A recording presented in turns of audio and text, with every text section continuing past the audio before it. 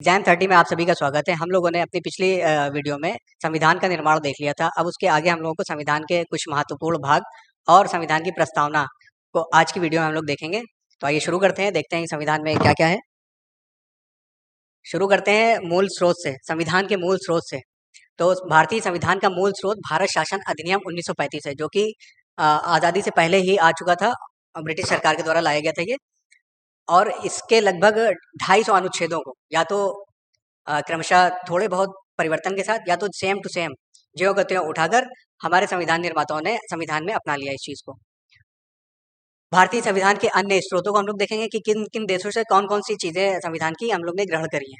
सबसे पहले देखते हैं संयुक्त राज्य अमेरिका से हमारे संविधान निर्माताओं ने क्या क्या लिया है। सबसे पहले देखते हैं उद्देशिका का विचार हमारे संविधान निर्माताओं ने संयुक्त राज्य अमेरिका के संविधान से ही लिया है। उसके बाद न्यायिक पुनरावलोकन। न्यायिक पुनर्विलोकन का अर्थ होता है कि सुप्रीम कोर्ट सरकार द्वारा बनाए गए किसी भी कानून को या अपने किसी निर्णय को रिव्यू कर सकती है, ताकि उसमें अगर कुछ गलत व्याख्या कर दी गई हो या कोई गलत कानून आ गया हो सरकार की तरफ से। जैसे कि एनजेएसी एक कानून आया था और उसको सुप्रीम कोर्ट द्वारा नल एंड वॉइड कर दिया गया था। वो इसी जुडिशियल रिव्यू के तहत किया गया था, जिसका बेस बना था अनुच्छेद 50, जिसमें दिया हुआ है कि सुप्रीम कोर्ट और सरकार की शक्तियां पृथक पृथक रहेंगी। उसके बाद मूल अधिकार। मूल अधिकार का विचार भी हमारे संविधान निर्माताओं ने संयुक्त राष्ट्र अमेरिका के संविधान से लिया है। किसी भी देश की लोकतंत्र को सुचारू रूप से चलाने के लिए आवश्यकता होती है न्यायपालिका की स्वतंत्रता की। इस विचार को भी हमारे संविधान निर्माताओं ने संयुक्त राज्य अमेरिका के संविधान से लिया है। उसके बाद उपराष्ट्रपति का पद, राष्ट्रपति पर महाभियोग, जो कि अनुच्छेद 61 में दिया गया है, और सुप्रीम कोर्ट तथा हाई कोर्ट के न्यायाधीशों को हटाए जाने के उपवन, ये भी हमारे संविधान निर्माताओं ने संयुक्त राज्य अमेरिका से ग्रहण करा है। आगे देखते हैं और क्या है। उसके बाद देखते हैं ब्रिटेन से हम लोगों ने क्या क्या लिया है। आप लोग इतिहास में तो जानते ही कि हम लोग लगभग 200 साल तक ब्रिटेन के उपनिवेश रहे। तो और इस क्रम में ब्रिटेन ने कई भारत पर शासन करने के लिए कई एक्ट्स लेकर आए। उन्हीं एक्ट्स को ज्यादातर हमारे संविधान निर्माताओं ने ग्रहण किया है। तो सबसे पहले देखते हैं ब्रिटेन से क्या लिया गया है। सबसे पहले लिया गया है संसदीय शासन पद्धति। संसदीय शासन पद्धति का अर्थ क्या होता है? इसका अर्थ होता है कि राज्य का प्रमुख और सरकार का प्रमुख दोनों अलग अलग व्यक्ति होंगे, जबकि इसके विपरीत हम देखते हैं संयुक्त राज्य अमेरिका में अध्यक्षीय शासन पद्धति है। वहां पर राज्य का प्रमुख और सरकार का प्रमुख दोनों एक ही व्यक्ति होते हैं। उसके बाद विधि का शासन। विधि का शासन ये बेसिकली प्रोफेसर डाइसी का दिया हुआ शब्द है। इसका अर्थ होता है कि कानून के समक्ष सभी व्यक्ति समान होंगे और उनमें किसी प्रकार का विभेद नहीं किया जाएगा। उसके बाद मंत्रिमंडलीय शासन प्रणाली। मंत्रिमंडलीय प्रणाली का अर्थ होता है कि एक सरकार को चलाने के लिए एक मंत्री परिषद होगी जो कानूनों का निर्माण करेगी। ठीक है। उसके बाद आगे बढ़ते हैं एकल नागरिकता। जैसे यूएसए में दोहरी नागरिकता का प्रावधान है, वहां पर राज्य की अपनी अलग नागरिकता होती है और केंद्र की अपनी अलग नागरिकता, जबकि हमारे देश में एकल नागरिकता ग्रहण करी गई। और वो कहाँ से ग्रहण करी गई है? ब्रिटेन से। उसके बाद द्विसदनी प्रणाली। आप जानते हैं हमारे देश में राज्यसभा और Lok Sabha, upper house and lower house है। ठीक है। उसके बाद संसदीय विशेषाधिकार। संसद के सदस्यों को कुछ विशेषाधिकार प्राप्त होते हैं, वही संसदीय विशेषाधिकार कहलाते हैं। तो ये किससे ग्रहण करे गए हैं? ब्रिटेन से ग्रहण करे गए हैं। आयरलैंड से क्या क्या ग्रहण किया गया है? तो आयरलैंड सबसे पहले राज्य के नीति निर्देशक तत्वों को लिया गया है। राज्य के नीति निर्देशक तत्व वे तत्व हैं जो संविधान में वर्णित हैं, और कोई भी सरकार, राज्य सरकार या केंद्र सरकार, अपनी नीतियों को बनाने के क्रम में इसका ध्यान रखेगी कि किस प्रकार के कानून बनाए जाएं। ठीक है। उसके बाद आगे बढ़ते हैं राष्ट्रपति की निर्वाचन पद्धति। राष्ट्रपति की निर्वाचन पद्धति को भी आयरलैंड के संविधान से लिया गया है। यह पद्धति कौन सी है? एकल संक्रमणीय एवं मत पद्धति इसको बोलते हैं। यह पद्धति कहाँ से ली गई है? आयरलैंड से ली गई है। राज्यसभा में कुछ सदस्यों का नामांकन। आप जानते हैं कि राज्यसभा में राष्ट्रपति द्वारा लगभग आई थिंक 12 सदस्यों को मनोनीत किया जाता है, तो वो आयरलैंड से ही लिया गया है। उसके बाद आगे बढ़ते हैं, कनाडा से देखते हैं क्या लिया गया। कनाडा सबसे पहले सशक्त केंद्र के साथ संघीय व्यवस्था लिया गया है। हमारे देश की संघीय व्यवस्था आप जानते हैं यूएसए से ज्यादा मिलती जुलती नहीं है, जबकि कनाडा से ज्यादा मिलती जुलती है, क्योंकि कनाडा में भी सशक्त केंद्र है, केंद्र अधिक शक्तिशाली है और राज्य उसके लगभग अधीन ही रहते हैं। तो इसलिए हमारे देश की जो संघीय व्यवस्था है वो कनाडा के ज्यादा करीब है। उसके बाद राज्यपालों की नियुक्ति। सभी अधिकतर राज्यों में राज्यपाल का पद का प्रावधान है। ये भी प्रावधान हमें कहाँ से लिया गया है? हमारे संविधान निर्माताओं द्वारा, तो कनाडा के संविधान से लिया गया है। उसके बाद देखते हैं अवशिष्ट शक्तियां। अवशिष्ट शक्तियां क्या होती हैं? हमारे संविधान में 7वीं अनुसूची में 3 सूचियां वर्णित है, केंद्र सूची, राज्य सूची और समवर्ती सूची। इन सूचियों के अतिरिक्त एक और विषय होते हैं अवशिष्ट शक्तियाँ, जो इन तीनों सूचियों में वर्णित नहीं होती है। तो ये शक्तियों का ये पावर किसके पास रहेगी? तो ये पावर केंद्र के पास रहेगी। तो अवशिष्ट शक्तियाँ हमेशा मतलब यहाँ पर केंद्र के पास है, जबकि अमेरिका में ये राज्यों के पास है। और ये प्रावधान हमने कहाँ से लिया है? तो कनाडा से लिया है। ओके, आगे बढ़ते हैं। शक्तियों का विभाजन अभी बताया, 7वीं अनुसूची में केंद्र सूची, राज्य सूची और समवर्ती सूची, वही शक्तियों का विभाजन है। केंद्र की सूची, जो केंद्र सूची के विषय होंगे उन पे कानून केंद्र बनाएगा, राज्य सूची के विषय उस पे राज्य बनाएगा, और जो समवर्ती सूची होगी कॉन्करेंट लिस्ट, उसमें दोनों ही कानून बना सकते हैं। लेकिन ध्यान रखिएगा कि केंद्र का कानून अधिक प्रभावी होगा। परामर्शी न्याय निर्णय, परामर्शी न्याय निर्णय का अर्थ क्या होता है? राष्ट्रपति कई मामलों पर सुप्रीम कोर्ट से सलाह ले सकता है, वही अधिकार है। ये आर्टिकल 143 में दिया गया है, परामर्शी न्याय निर्णय। आगे बढ़ते हैं, देखते हैं और ऑस्ट्रेलिया से क्या लिया गया है यहाँ पर। तो संयुक्त बैठक, अनुच्छेद 108 के तहत संयुक्त बैठक का प्रावधान किया गया है। जब भी किसी कानून पर लोकसभा और राज्यसभा सहमत नहीं होती तो ज्वाइंट सिटिंग का प्रावधान किया गया अनुच्छेद 108 के अंतर्गत। ठीक है, याद रखेंगे, आर्टिकल भी जो बताए जा रहे हैं वो याद रखेंगे आप, तो आपको आसानी होगी पहचानने में एग्जाम में। उद्देशिका की भाषा को भी ऑस्ट्रेलिया से लिया गया है। इसके बाद जो समवर्ती सूची का प्रावधान है, केंद्र सूची, राज्य सूची और समवर्ती सूची, समवर्ती सूची का भी प्रावधान ऑस्ट्रेलिया के संविधान से लिया गया है। जापान से क्या लिया गया है? तो विधि द्वारा स्थापित प्रक्रिया को लिया गया है। इसके बाद दक्षिण अफ्रीका से क्या लिया गया है? दक्षिण अफ्रीका से संविधान संशोधन लिया गया है। संविधान संशोधन का अर्थ क्या है? जो संविधान में अगर हमें कुछ भी परिवर्तन करना है, किसी भी प्रावधान में कुछ परिवर्तन करना है, तो संविधान संशोधन के द्वारा किया जाएगा। यह 3 प्रकार का होता है: साधारण संशोधन, विशेष और विशेष प्लस आधे से अधिक राज्यों की सहमति के बाद। ठीक है, इसके बाद आगे बढ़ेंगे तो देखेंगे सोवियत संघ से क्या लिया गया। सोवियत संघ मतलब जो रूस विभाजित नहीं हुआ था तो तब उसे सोवियत संघ बोलते थे, यूएसएसआर। वहां से क्या लिया गया? तो वहां से मूल कर्तव्यों को लिया गया। अब आपको मूल अधिकार प्राप्त है हमारे देश में, तो साथ ही आपकी कुछ ड्यूटीज भी दी गई हैं कि आप कुछ अपनी ड्यूटीज निभाएंगे। इनका ये ली गई है सॉरी सोवियत संघ से।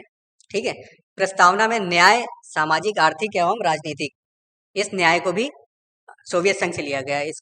ये रूसी क्रांति के महत्वपूर्ण शब्द थे, उनको भारतीय संविधान निर्माताओं द्वारा आत्मसात किया गया है। आगे बढ़ते हैं, फ्रांस से क्या लिया गया है? फ्रांस से स्वतंत्रता, समानता, बंधुत्व, ये फ्रांस के संविधान से लिया गया है। फ्रांसीसी क्रांति में आप देखेंगे इन शब्दों का बहुत महत्व था। ठीक है, तो इसीलिए वहां से हमारे संविधान निर्माताओं द्वारा इसको ग्रहण किया गया है। गणराज्य की अवधारणा, गणराज्य का क्या अर्थ है? गणराज्य का अर्थ है कि राष्ट्र का प्रमुख चुना हुआ होगा। ठीक है, तो यही होता है गणराज्य। ये कहाँ से लिया गया है? फ्रांस से लिया गया है। जर्मनी से क्या लिया गया है? जर्मनी से लिया गया है आपातकालीन शक्तियां, इमरजेंसी पावर्स। आप जानते हैं 352, 356, 360 में इमरजेंसी पावर्स दी गई हैं। वे शक्तियां कहाँ से ली गई हैं? तो जर्मनी से ली गई हैं। अब आगे बढ़ते हैं, देखते हैं और क्या है। अब देखते हैं भारतीय संविधान के कुछ प्रमुख भाग। तो सबसे पहले देखते हैं भारत के संविधान को कितने भागों में विभाजित किया गया है।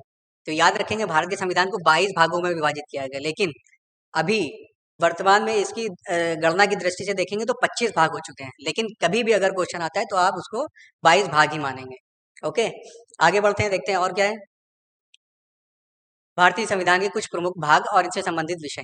तो सबसे पहले देखते हैं, पहले भाग 1 में क्या दिया हुआ है। भाग 1 में संघ और उसका राज्य क्षेत्र दिया है, मतलब भारत की जो बाउंड्री है वे सब उसके अंतर्गत जो राज्य हैं वे, और भारत का क्षेत्रफल क्या है। ठीक है, उसके बाद भाग 2 में देखेंगे क्या दिया है। भाग 2 में नागरिकता को दिया गया है कि भारत का नागरिक कौन होगा और नागरिकता समाप्त कैसे होगी। उसके बाद भाग 3 में मूल अधिकारों का वर्णन है। अभी मैंने बताया था आपको, मूल अधिकार वे अधिकार हैं जो आपको जन्मजात ही प्राप्त होते हैं, ये आपको कोई प्रदान नहीं करता है। अगर आप भारत में पैदा हुए हैं और भारत के नागरिक बने हुए हैं तो ये अधिकार आपको प्राप्त रहेंगे। उसके बाद भाग 4 में देखते हैं। भाग 4 में राज्य के नीति निदेशक तत्वों को दिया है। राज्य के नीति निदेशक तत्व मतलब जो राज्य नीतियां जब बनाएगा तो इन तत्वों को ध्यान में रखेगा। क्लियर है, आगे बढ़ते हैं, देखते हैं। भाग 4 ए में मौलिक कर्तव्य दिया हुआ है। 42वें संविधान संशोधन को हमने पिछली वीडियो में देखा था कि इनको किस संशोधन से लिया गया? 42वें संविधान संशोधन से इनको लिया गया है। भाग 5 में देखेंगे, भाग 5 में संघ है मतलब केंद्र। भाग 6 में राज्य के बारे में दिया है, 28 राज्यों और 8 केंद्र शासित प्रदेशों के बारे में।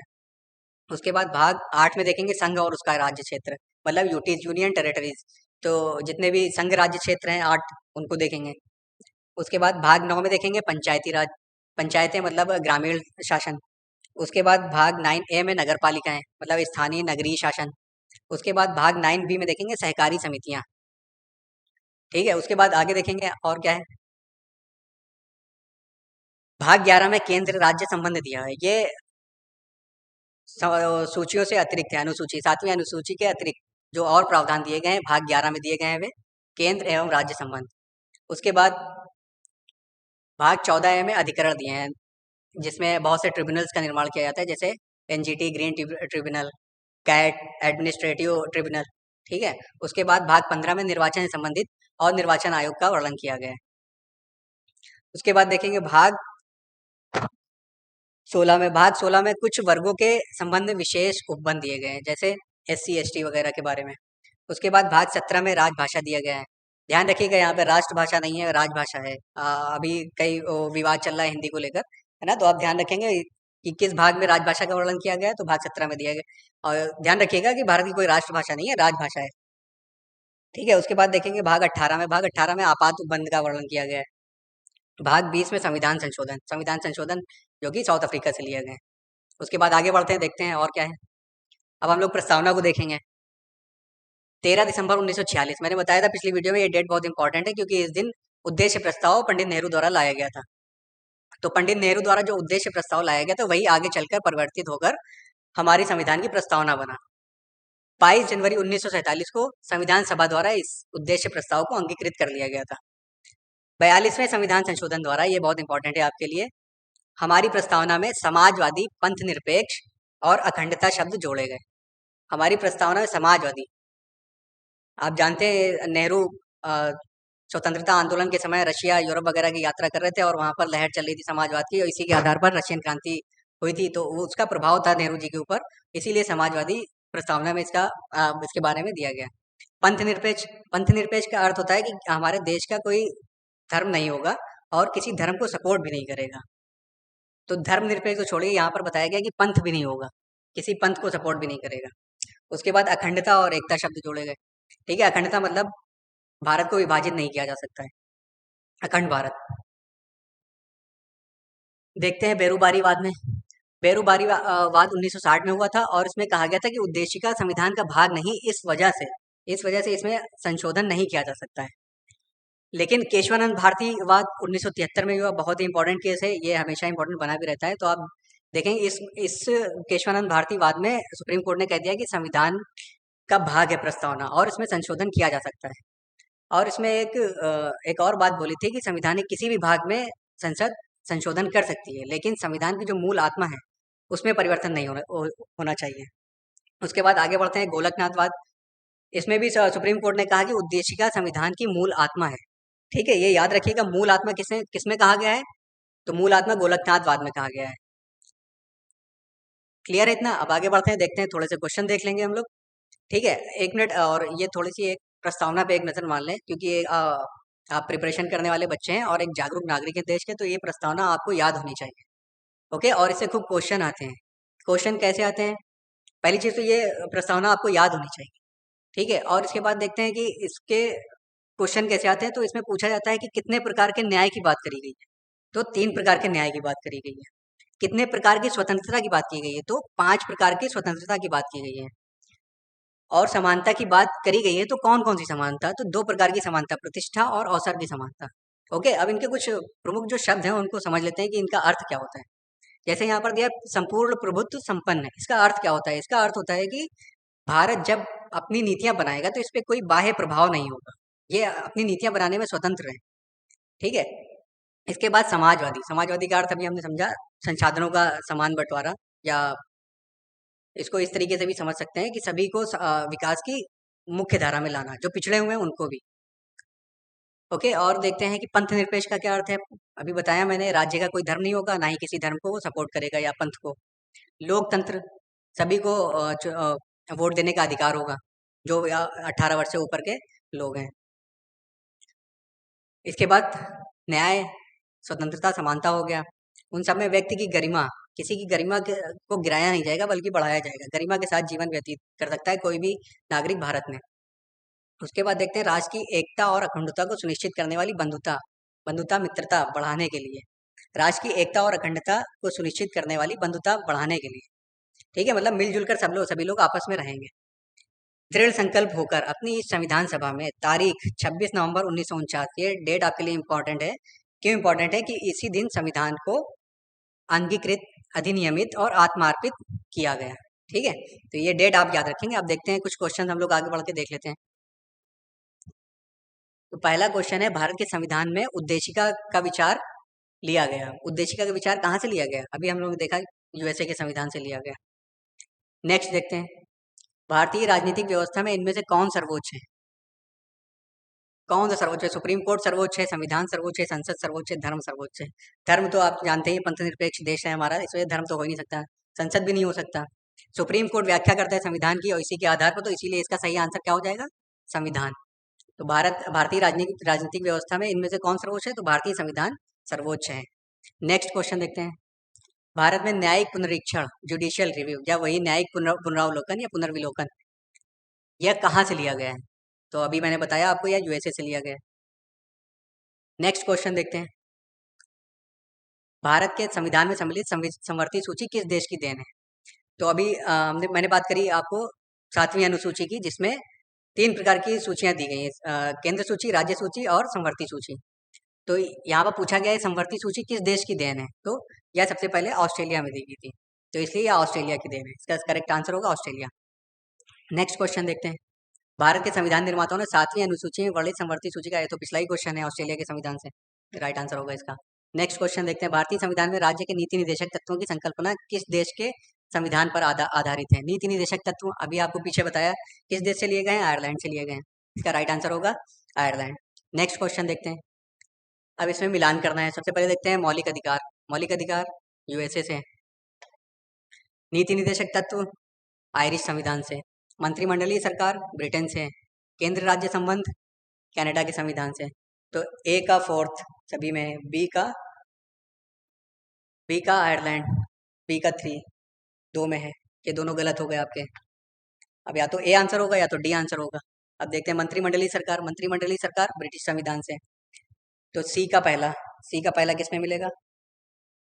डी में। तो डी वाला आपका राइट आंसर हो जाएगा। ओके, नेक्स्ट हम देखते हैं, भारतीय संविधान में मौलिक कर्तव्यों का विचार लिया गया है। मौलिक कर्तव्य 42वें संविधान संशोधन से लिए गए थे, अभी आप लोगों ने देखा था।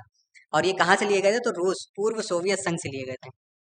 ओके, नेक्स्ट क्वेश्चन देखते हैं, भारतीय संविधान में सन्निहित मूल अधिकारों की अवधारणा किस देश के संविधान से ग्रहण की गई है? तो मूल अधिकार किस देश से लिए गए हैं? अभी हम लोग बात कर चुके हैं, संयुक्त राज्य अमेरिका से लिए गए हैं। नेक्स्ट क्वेश्चन देखते हैं, भारतीय संविधान को कितने भागों में विभाजित किया गया? वैसे तो अभी बताया गणना की दृष्टि से 25 भाग हो चुके हैं, लेकिन कभी भी क्वेश्चन आएगा तो आप 22 भाग ही मानेंगे। क्लियर है? तो इस तरीके से हम लोग ने कुछ क्वेश्चन देख लिए और संविधान की प्रस्तावना देख ली। अब आज की क्लास इतनी ही रखते हैं, अगली क्लास में हम लोग फिर से मिलेंगे, नेक्स्ट क्लास में तीसरे वीडियो में।